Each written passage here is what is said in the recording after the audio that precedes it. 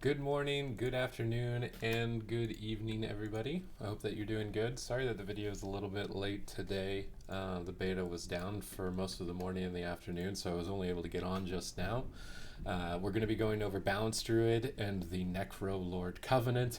If you've sort of been under a rock or out of the loop here, the Covenants are going to be basically the biggest choice that you make in the expansion. You'll gain access to a set of talent trees, 3 talent trees at the moment, and you'll gain access to 2 spells and abilities. One of them is Covenant specific, and then one of them is class specific. I'm doing my best to go over as many specs as I can on this channel, and I'm doing my best to go over the specs based on a wide variety of playstyles. This isn't supposed to just be only looking at high-rated PvP, but it's looking at someone maybe who only wants to do random BGs, or maybe you raid a little bit semi-regularly, or you like doing dungeons. I'm trying to take into account the game as a whole and what type of playstyle you may specifically have for the game and address it in that fashion, more or less than just say that this covenant is worthless and this covenant is the best, straightforward and straight off with no other thought really given to it.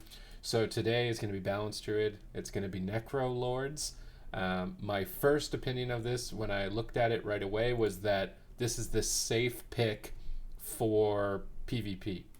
It's got decent amount of damage output that you'll have fun as a casual PvPer. It's got solid defense, and crowd control immunity effects and cheat death effects that will be very competitive in rated PvP modes. So it walks the line of being great for a casual PvP player and a high rated PvP player the way that it is at the moment. And it seems to me like the safest pick overall. It doesn't have any extremes in it. And I'll go more into specifics here right now, actually. So Fleshcraft, which is the Covenant specific spell, any class that goes Necrolord will gain access to this. It's a channeled shield, so you have to sit there for 4 seconds. I'll just press it. And after that 4 seconds, you get a shield that's equal to 20% of your health. That's a pretty big shield, but it's a 2-minute cooldown, right?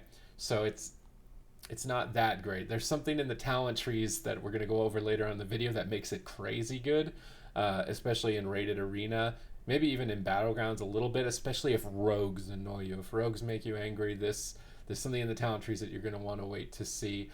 In terms of PvE, this is going to be just straight up does the other Covenant ability, which is Adaptive Swarm, right here. How much damage does this do relative to the other damaging spells from the Covenants, right? At this point in time, I can't tell you that Necrolords is the safe pick for PvE because these haven't been tuned. We don't know how strong this is going to be in comparison to the other Covenants. It seems like it would be all right. It's only focused at single target damage over time effects. So basically, you're just going to apply a dot. It's kind of like Insect Swarm. I mean, it's Swarm, Adaptive Swarm, but it's a cooldown. If you use it as a heal, so I can use it on myself, right? And it's a heal that makes all of my other heals heal for more. And then when it runs out, it'll bounce to an enemy target, and it will make any damage over time effects on that target do more damage. And then after it runs out as that, it comes back as a heal. So you've got this multi-purpose spell, which is why I think there's a lot of creativity for it in the game overall in PvP. Does your team need to recover? Use it as a heal. Does your team need to get more damage? Use it to pump out more damage. And it buffs your damage over time effects, so you could combo it with a Starfall, which extends the duration of your damage over time effects in Shadowlands. To me, it's one of the coolest spells in the game. It's not super frustrating to use. It's instant cast. It's a pretty low cooldown. The one downside is that it is dispellable, but depending on what classes you're playing with, this could be a very difficult thing to consistently dispel or look for as a healer, and I'm not sure if it will be of the highest priority that healers always look to dispel it. But this is the reason why I think it's a good even ground. You get a little bit of an extra shield. It's talking about PvE, a little bit of an extra shield, more durability. So if there's like a huge one-shot mechanic. It might not one-shot you with an extra 20% health as a shield. So I could see that as a good use in terms of PvE. But overall, in PvP, it seems like a safe pick. And now we'll jump more into the specifics of why when we look at the talent trees. So these are the 3 talent trees that you gain access to when you pick the Necrolords. You got Plague, Divisor, Merilith. And at the top, when you use Fleshcraft with nearby corpses, you derive a benefit from a corpse. Not super useful in Arena, because most of the time when you've defeated a target and they become a corpse, the game is over. How is it going to work in Battlegrounds? I tried to queue one, had an indefinite queue time. For you guys at home, I sat there and waited an hour and it still didn't pop. So I don't know if you get some cool effect by using it on a corpse in a Battleground. Maybe you do. So it could be super fun in that regard. And same thing for dungeons. I haven't had a chance to try it to see what sorts of benefits you would get from it. Perhaps they've kept this in mind for some dungeons, for you to steal a special benefit from certain mobs in the dungeon, and this could have some cool unique uses there when you're considering PvE. At the moment, these are the conduit slots. You've got endurance, potency, and finesse, but they're not created on the beta for druids, so we don't know exactly which ones of these will be the greatest. I can only imagine that one of these is focused on probably damage, one of them is focused on utility, and then probably one of them is focused on survivability. So depending on your spec here for Balance Druid, depending on what you think you're going to be lacking, you go after that. Or if you just want to dump everything into damage, you're going to go for damage. In PvE, that's almost always the case. And most of the time in PvP it is the case as well, that you just, whatever this conduit is that gives me the most damage, I go for that. But that's something we'll figure out when they've created the conduits themselves. Right now it's just specifically looking at the Covenant abilities, which when we get down to the second tier, we've got Travel with Bloop. While standing still, you slowly build stacks of Bloop's Wanderlust. At 10 stacks, your movement speed is increased. So as a druid, you already move fast enough, and you're not really standing still very much. So not really that great of a pick. Ooze's frictionless coating. When reduced below 50% health, Ooze courses over you, granting you a shield for 10% of your maximum health. This is an amazing mechanic in PvP. I would argue that it is one of the most overpowered types of abilities in the game, because usually against teams like Rogue Mage or Rogue in general, like I told you, Necrolords were kind of like, if you don't like Rogues, you play Necrolord, because this is going to be the Covenant that just ticks every Rogue off.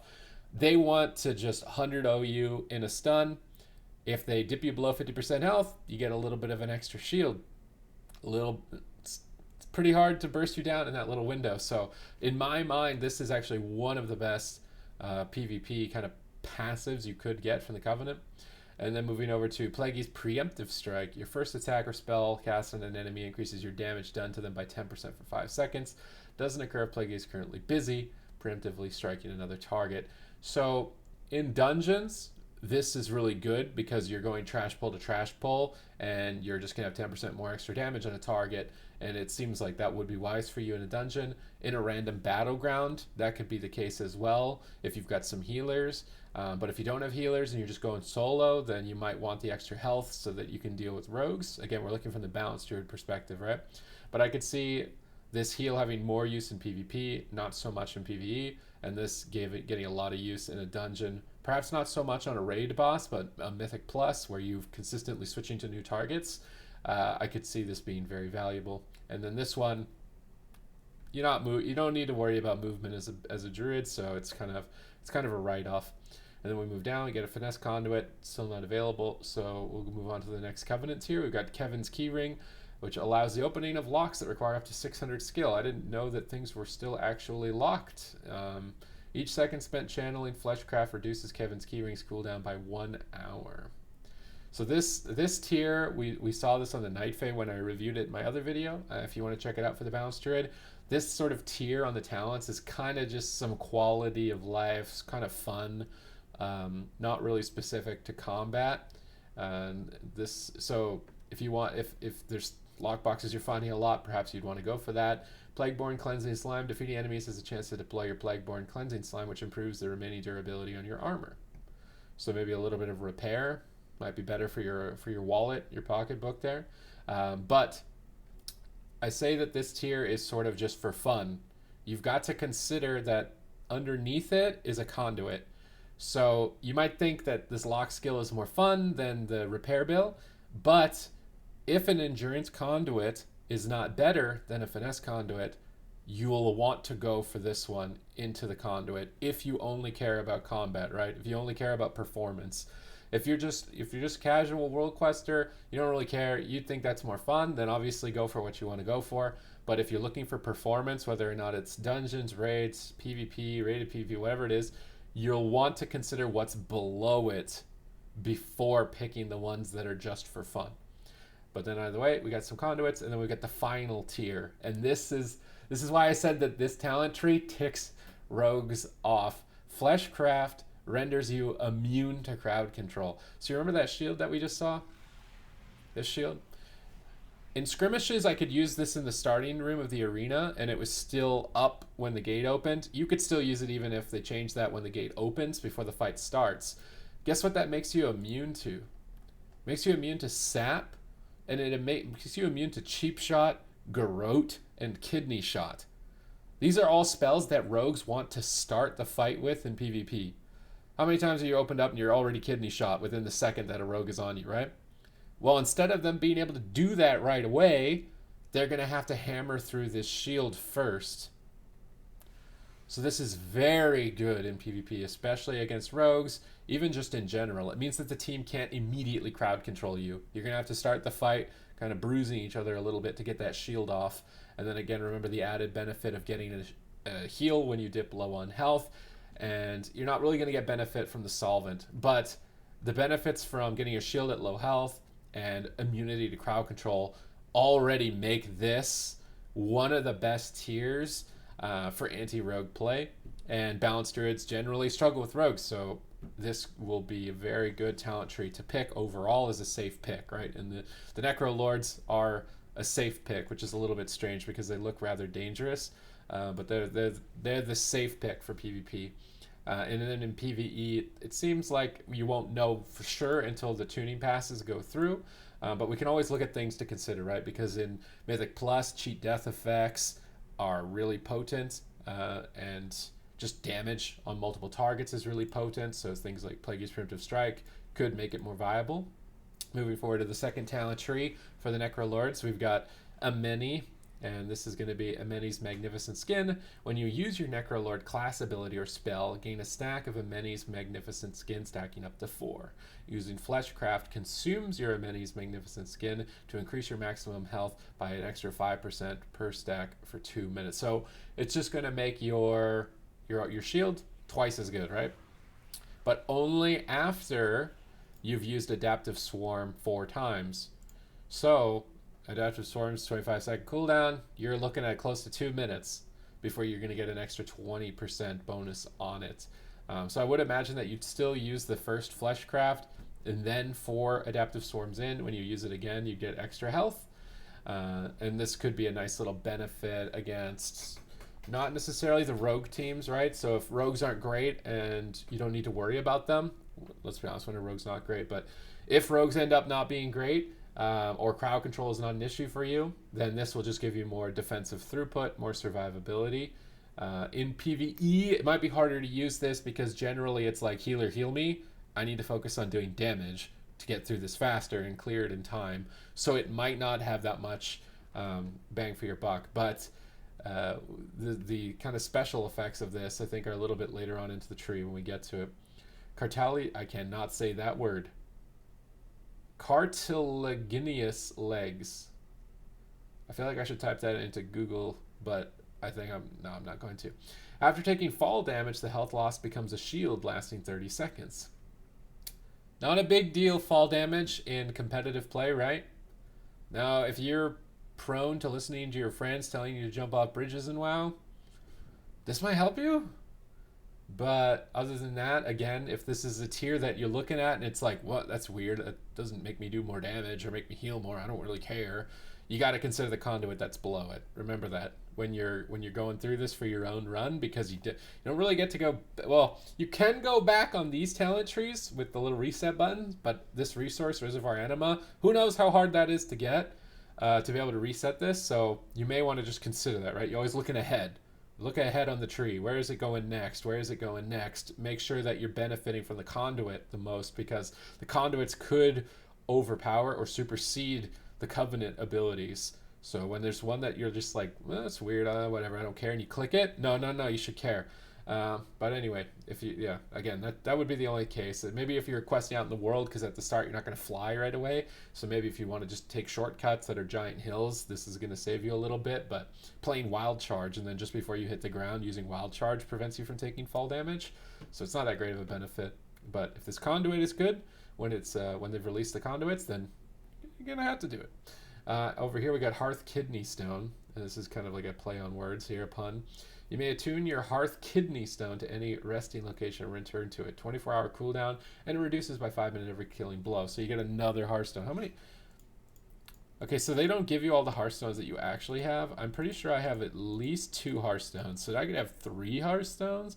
I don't really know if I need 3 Hearthstones. But this one's just for fun, right? So it's going to be dependent on what the conduits end up being, and I'll do a conduit review once they're available for Balance Druid, and that'll give you a good idea of what to go after. So it's just conduits and the conduits, and then we get down to the middle tier. We got Grizzled Toes. We got movement speed increased by 2% for every nearby enemy, up to 10%. Again, Druids you don't really need to worry too much about movement speed, because you can clear slows and roots by shapeshifting, and you already move pretty fast in travel form. But moving over to Gnashing Chompers, gain 1% haste for 20 seconds after defeating an enemy, up to 5%. In Mythic Plus, this seems very strong, just 5% haste basically after a trash pull. And I would see that would be also potentially good in random battlegrounds. You get a little bit of extra haste every time you kill a target. And then moving over here to Sulfuric Emission, when reduced below 20% health, you fear nearby enemies for 3 seconds. So Fear and Cyclone share diminishing return, right? So is this going to get value on a spec that already has that diminishing return? Potentially not. You want to consider this depending on what classes you're playing with. So if you have Fear on your team already, or Cyclones or Disorients, you might not be getting that much value. It's also very dangerous because it only is proccing below 20% health. And it's likely dispellable like normal Fear, Tremor Totem for it as well. But if you really want to annoy people in random battlegrounds and they're about to take you out, and then suddenly you just fear everyone off you, you got Death Knight is about to kill you, Rogue's on you, you're not having a great time, and you want to upset them right before you're about to die, you could run this and it would fear them. You're going to have a hard time cycloning in that situation. But this is kind of a tough pick, right, for competitive play, if we're looking at it. If we're looking at PvE competitive play, Gnashing Chompers makes a lot of sense. There are boss fights with trash that will die and you'll get haste benefits, right? And fearing things in PvE seems like a mistake. And you shouldn't really be next to trash mobs anyway to fear them and then fear them into other mobs. Doesn't make sense really, right, for PvE. This seems like the obvious pick. And then the middle one that could work for PvE and PvP would be you just get movement speed. But again, as a Balance Druid, you generally don't want people next to you. I think it's even in the description of the spec, like attacks from afar or a distance or something. You don't necessarily want... I guess it lets you get away from them a little bit faster for you to lose the movement speed. So this one could be determined, again, by what are the conduits below it. If the conduits are crazy, like... a conduit, I'm just making up a conduit off the top of my head, right? Let's say if they made a conduit that was Moonfire and Sunfire have a chance to make your Star Surge instant cast. I really want that to be something, whether it's a legendary or a conduit, I don't really care. That's why I said it. But that would be like bringing back the old playstyle of Balance Druid where you're getting those Star Surge procs, and that was only an endurance conduit. Then you would go for the haste, right? You would go for the conduit rather than this. These ones aren't impactful enough to me that you would pick them likely over the conduits, unless the conduits are really lackluster. So this whole tier in general is pretty difficult to assess, just the power of the Covenant abilities themselves. This haste makes it appear better for PvE, but in PvP it seems like you would want to go for the Plague Divisor more often than not, whether it's casual or ranked play. But now here we get to the final tier of the Emeni talent tree. We get the Runescribe Bone. Each enemy you defeat grants you 1 stack of Runescribe Bone, reducing magic damage taken by 1% for 30 seconds. At 5 stacks, your soulbind traits are empowered for 30 seconds. Your soulbind traits. What are your soul? Are these your soul conduits? They're not your soul binds. Okay. It's a bit interesting. Again, you need to defeat an enemy, right? So in ranked arena, you're not really defeating enemies. The game is already over once you've defeated an enemy, generally speaking. So you don't really benefit from this. This entire tree, Emeni, if you're just an arena player, from my point of view so far, you can pretty much ignore it. It's not going to be of much interest to you as a ranked PvP player. This seems like it is. I don't even know if it's more oriented to PvE, honestly. It seems kind of just meh overall. I mean, let's look at the rest of it, all right? Emeni's Magnificent releasing stacks deals shadow damage to nearby enemies, increased by 1%. So this goes back to the top, right? When you cast your Adaptive Swarm, you'll get a stack, and it goes up to 4. So these are the extra bonuses of just the 20% health. If you use it at 4, you'll deal shadow damage around everybody, and you'll increase it by 1%, or the shield amount will be doubled, or your cooldown reduction will be doubled. So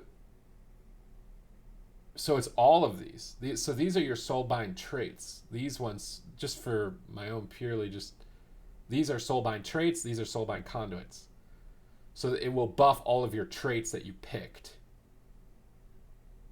So your movement speed from this trait will go to 25% instead of 10%, and you'll get twice the amount of haste, and you'll get a 5-second fear instead of a 3-second fear. But you would need to cast Fleshcraft before all of that happens. In PvE, this makes sense. You would get twice the amount of haste, so it would sort of justify casting the shield, because usually as a damage dealer, why you want to waste time casting a heal or something like that? It's a healer's job, so it would somewhat justify it. This overall just seems really difficult to use in all aspects of the game. There's nothing in it that's standing out to me as crazy or remarkable. It seems very difficult to use for a lackluster result, basically.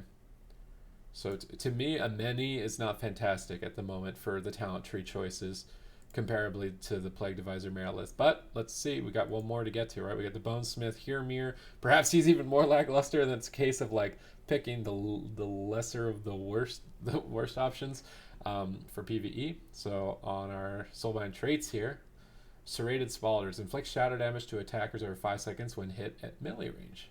So again, if rogues, this just seems like screw you rogues, like this entire covenant. If melee attackers are hitting you, you get a little bit of extra damage, and if you defeat an enemy, you get a reduced cooldown on your Fleshcraft. Now you wouldn't benefit from the crowd control immunity because you don't get to have both. You can't get ultimate form and the cooldown reduction of it.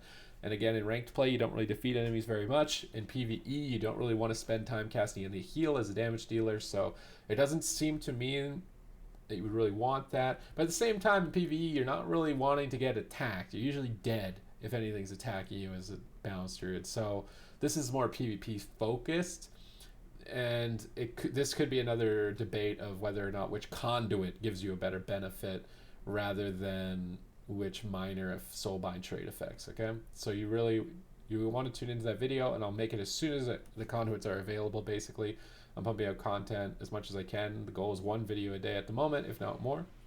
But moving on to the next tier of soulbind traits, we've got Hirmir's Arsenal. Ravenous Pendant. Defeating an enemy restores 1% of your maximum health after 3 seconds. Stacks up to 5. Could be really good for random battleground sustainability. So if you're running around owning people, and then you just heal yourself up a little bit, you don't have to waste too much mana casting Regrowth. In ranked arena, you don't really defeat enemies. Not going to be a big deal. In questing, it might save you some downtime. In dungeons, it might save your healer a little bit of time. But again, if the other ones have damage options, you probably want those instead. But this is kind of just like a middle ground. It's not super fantastic to me by any means. It's more quality of life. Hermir's, again, I'm going to pronounce this wrong. Arsenal Gore Stompers. Damaging or healing a target below 35% grants you 25% increased movement speed for 5 seconds. May only occur once per minute. Now this shores up one of the weaknesses of Balance Druid. The 2 major weaknesses of Balance Druid is a lack of slows, and a lack of finishing power. So what you usually pop Incarnation and someone runs away from you and you can't do it. You're just really sad, right? In PvE, this might not be the biggest benefit, but in PvP, it gives you a little bit of finishing power. Let's say you're running with an Affliction Warlock and you've got the entire team at very low health, but they're just running away and they're line of sighting and you can't catch up to them. You get an extra movement speed and you get around the corner and you Star Surge when the game's over. Could be helpful there. In PvE, I mean, movement speed is never bad, I suppose, but let's move on. Let's see what this is first, right? So, Harmir's Arsenal Marrowed Gemstone. After landing 10 critical strikes, you gain 20% increased crit for 10 seconds, and it may only occur once per minute. Now, crit is very valuable to Balance Druid in PvE in Battle for Azeroth. Not sure if it'll remain that way because it's changed a little bit, but it's never completely awful, and this is the only one that's direct throughput, right? Your performance will be increased by going after this. But because crit is reduced in PvP, I don't see this as being... It could be more valuable than the finishing power on your movement speed in ranked play, right? This could just be the safe pick, right? Your soulbind trait, that's your... It's just a safe. It's going to be throughput. It's going to be good in all aspects of the game to some degree, lesser in PvP, but it really depends on what you want to do. If you're having a hard time finishing targets off, movement speed is going to help you. It's also healing, so if you heal an ally and then want to run away and help them. So this seems to me maybe more situational, or which conduit is the best, right? So if we got a finesse conduit that's insane, maybe we have to go for the Ravenous Pendant, or we got potency conduit that's insane, we gotta go for this. So that's going to be more available when the conduits are actually out. But overall, this tier of soulbind traits, not the most impressive. To me, your safe pick's going to be this one because it's the only one that directly increases your damage overall. And now moving on to the final, secondary final tier. Runeforged Spurs mounted movement speed increased by 5%. It's a carrot on a stick. It's a spiky carrot on a stick. If attacked while mounted movement speed is increased by an additional 10%. So this is, again, the fun tier. You know, I call it the fun tier. Usually this double last one is kind of just for fun. And it's not directly connected to a conduit. So you should be able to pick this one just for fun, right? Rather than having to worry about the conduit that's right below it. So you get a little bit of movement speed. Might help you out with your questing. Maybe in your battlegrounds too, getting across the map a little bit faster. In dungeons, depends on if they're outside dungeons, but I mean it could help you a bit if there are outside dungeons where you can mount. If there aren't, then it doesn't benefit you. And same thing goes for raids. This one, smithing expertise. You gain mining materials from completing activities that contribute to your Great Vault. Again, professions could be super critical to the game, so maybe you want to go for this when the game is actually live. We're going to know better when we get closer to the actual release if that's true or not. So this is, again, this could provide power to your character, whereas this one's more just quality of life. So this might be safer for you to pick overall, but if you're not a miner, then maybe not either, or a blacksmith. I mean, as a druid, you're probably a leather worker most of the time, or an herbalist, something like that, at least in the history of the game. So movement speed on your mount might just be a little bit helpful. But here we go. We got the last one, and this is an interesting one. It's got a lot in common with, you'll remember back in Wrath of the Lich King when Death Knights came out. I feel like anybody that experienced that can't burn that image out of their mind. When you defeated a Death Knight, they could resurrect themselves as a ghoul, and then they pumped you as a ghoul until you died. This is very similar to that, but not as crazy good. So the Forgeborn Reveries, upon death, your armor continues to fight. It's you. You move around in your armor, allowing you to fight for an additional 10 seconds. During this time, your damage and healing is reduced by 50%, and you cannot receive healing. So it's like a spirit of redemption, but you're not immune. You're working at half effectiveness. Now, there are a lot of cases where you're about to win the game and they get the kill on you first, and then you could have turned it around, and that could give you an opportunity to turn it around. One thing I noticed with it is if you're the last target, so in Arena, right, for the game to end, all three members of a team need to either forfeit or die for the game to end. If you're the last person to die, you don't even get this benefit. The game has already considered you as dead, so you won't get to fight for another 10 seconds on the resurrect. The game will just immediately end. I don't know if that's a bug or not. It seems like it would be. You should be able to get the extra 10 seconds even if you're the last player. But for Balance Druid at 50% effectiveness, you don't have any, like, unless your incarn was coming up and you died right before your incarnation came up, and then your armor stays up and you fight, it could work for you a little bit. So this tier, it's kind of just meh. It's kind of just loosey goosey. I'm not super excited about Bonesmith, Hirmir, or Emeni. Not nearly as excited as I am about Plague Divisor, Merilith. Just, if you're someone like me who gets very angry when you're crowd controlled, getting immunity to crowd control, even if it's only for 5,000. Well, it's not only 5,000. I mean, I've got 20,000 health. 5,000 is a fourth of my health bar. That's quite a bit of damage a players have to do to me before they can crowd control me. It seems like that would be quite good, and then getting in a little bit of an extra shield when you dip below health. I think the cooldown on this is a bit crazy. 20 seconds? I mean, that's every time you dip below 50% pretty much, you're going to get a shield. So to me, this is going to be pretty cookie cutter. I mean, if you're someone who just wants to play arena, you don't really want to read too much into stuff, and you just want a cookie cutter build that gets you in there and gives you good performance, Necrolord, Plague Divisor, Merilith as Balance Druid, it feels pretty straightforward that this is a solid build for PvP. And in terms of PvE, you've got a haste build tree and you've got a crit build tree, depending on which stat ends up being a better stat for you overall. And that's going to be kind of your throughput, is whether or not you want to go for haste or crit, or just flat out damage on a new target. So if you're more of a dungeon player, you probably even go for this, Plague Divisor, Merilith. And so you can mix in between dungeons and PvP. Maybe not the most potent for raid. Maybe Gnashing Chompers is better for raid, or Hermer's Assault is going to be better for raid. But I think you could get away with this one still in raid. There's often times where mobs spawn on a boss and you'll get an extra 10% on those mobs. Usually when you switch, that's usually a monster that needs to die fast. So getting an extra 10% on the monster that needs to die fast won't be that bad for you. So straightforward, I think, here for the Necrolords. They also look the coolest.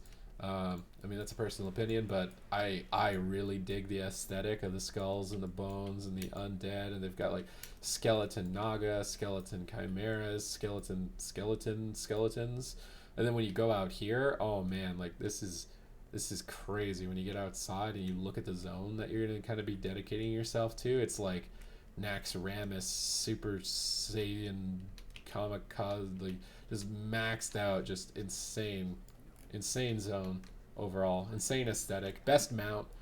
I think it's got really cool looking armor as well for Druid. So if I'm going into Shadowlands and I just want to be safe, I want something that I know is going to perform well in terms of the context of what I want to focus in, which is PvP, and I think I can make it work for dungeons and raids. Perhaps I'm not going to be going to build that's the top 1%. Maybe I'm 5% less than them. Doesn't really matter to me. I just need enough damage to kill the boss and get my trinket, right? Like, to me, parsing with a 5% difference because I picked this covenant to be safe in arena doesn't really matter too much to me, and I love the whole aesthetic of it. So for me, Necrolord it's kind of a hard one to get me off of personally. Overall. So I hope that this video is helpful to you on the Balance Druid. Tomorrow I'm going to be going over Venthyr. What are the advantages of having Venthyr as a PvE or PvP player? What are you going to be getting? What are you going to be missing out on? Basically covering all of my bases, right, for this, because the Covenant is your biggest choice in the expansion at this time. And aside from that, thank you very much for watching. Please subscribe to the channel here. It's absolutely for free. Just click that little subscribe button. Helps me out a lot. Lets you know when the videos go live. You get information for free. And other than that, we'll see you in the next video.